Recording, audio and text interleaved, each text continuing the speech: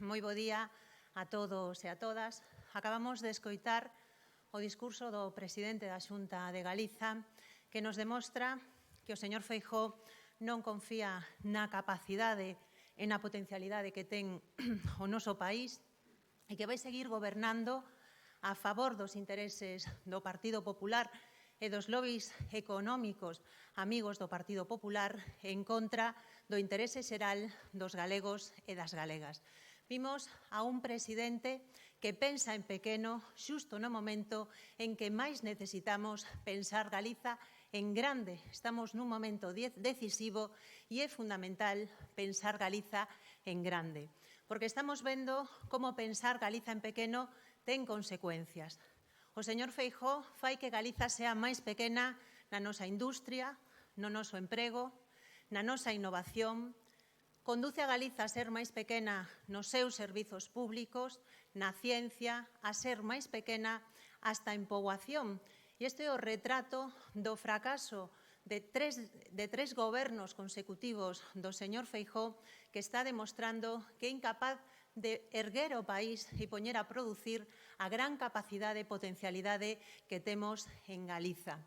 E vemos como neste debate se repiten promesas, como volve con anuncios, moitos deles propagandísticos, que quedan en nada ou en case nada, e que ante os problemas, en vez de buscar solucións, o que busca é culpables. E este país necesita un presidente que se poña a traballar para sacarnos dunha crise económica e industrial que ten consecuencias. O que sí nos deixa moi claro é que o señor Feijóo vai seguir gobernando abrazando os intereses de grandes lobbies económicos.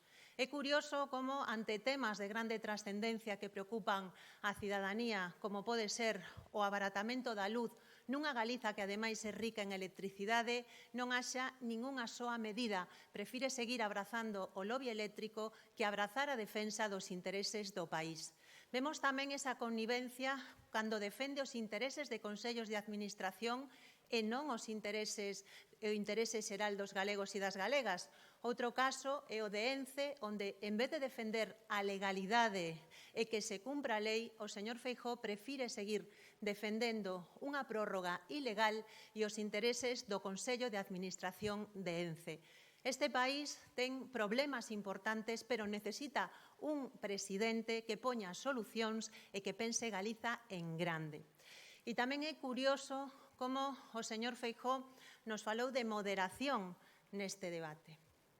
Fala de moderación un militante destacado dun Partido Popular que, como quedou moi claro nesa convención de rearme ideolóxico, é o PP máis ultra da historia, un Partido Popular que cuestiona a propia autonomía, que cuestiona a nosa lingua e que claramente se sitúa como Partido Popular máis ultra que vai en contra dos intereses de Galiza, cuestionando a súa autonomía, cuestionando o seu idioma e mesmo defendendo un centralismo que é letal para os intereses do noso país.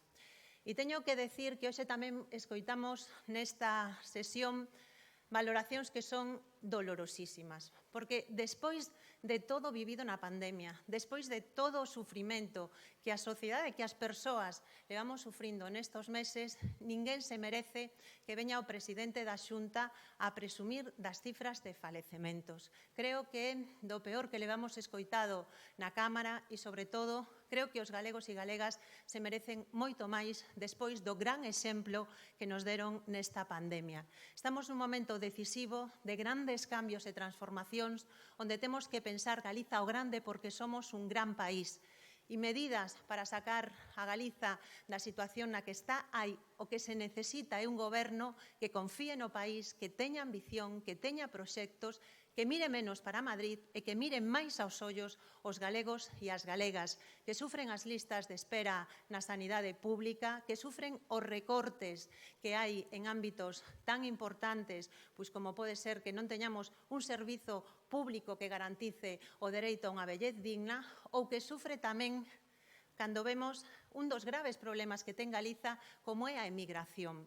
que a única mensaxe que teña o señor presidente para a mocidade é que os mozos e mozas deste país teñen transporte gratis é desolador. Cando temos unha mocidade que o que sufre é paro, precariedade, baixos salarios ou emigración.